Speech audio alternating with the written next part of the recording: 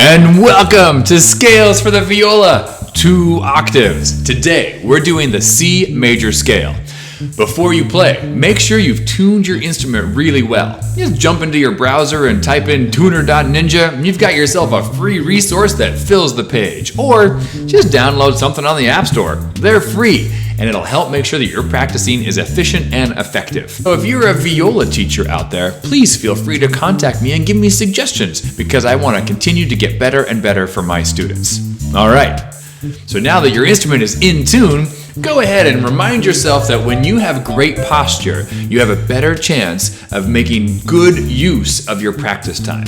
Because if you practice like this, well, you just got better at that.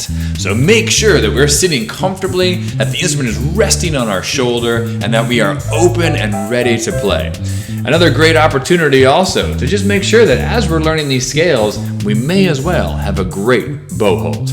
Okay, here is the C major scale.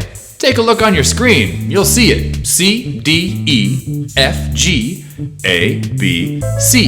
Now we're doing it 2 times because we are playing 2 octaves. Notice there are no sharps and no flats. Everything is natural! Everything is natural, just like the Lego movie told us.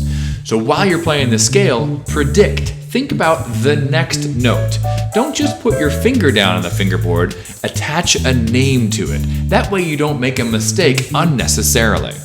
Well, if you're ready to begin, I'm going to go over the fingerings for the C major 2 octave scale. All right, we start with open C. So we have our instrument ready and we get all the way down to the open C. Notice my arm is up, it's not stuck next to my body. So open C. Terrific. Then we put our first finger down on the D string. First finger D. Second finger, nice and high, for E.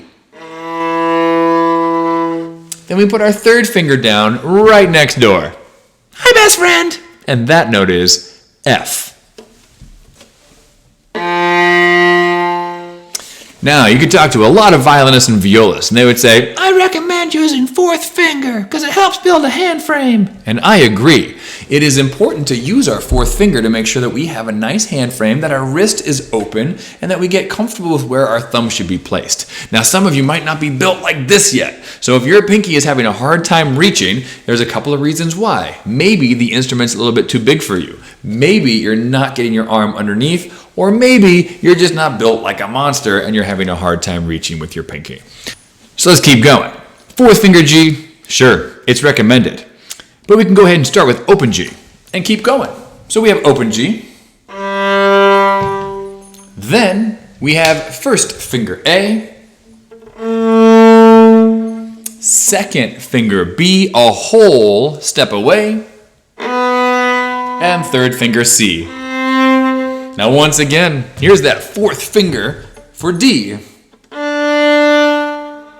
Notice it's the same as open D.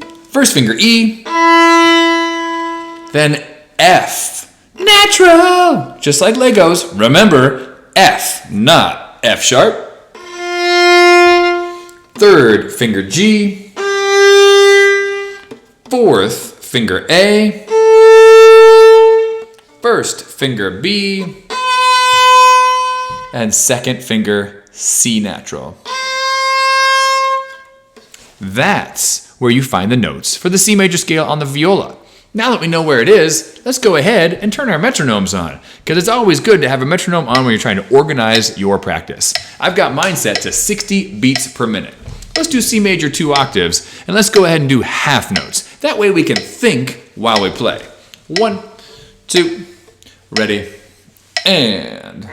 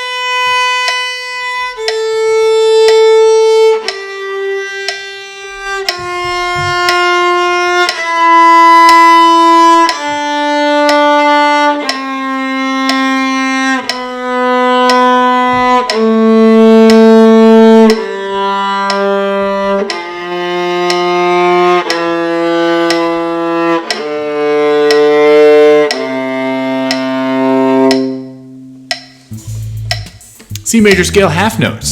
Next up, I would suggest doing twice per note, and then 4 times per note, eighth notes, making sure that we have variations to keep our practice organized. Okay, those are the fingerings for the 2-octave C major scale. Next up, you get to make that a habit for your left hand. Accuracy comes from successful repetitions. So good luck practicing. Thanks for stopping by. And remember, if you practice every day, by the end of the year, you'll be taller.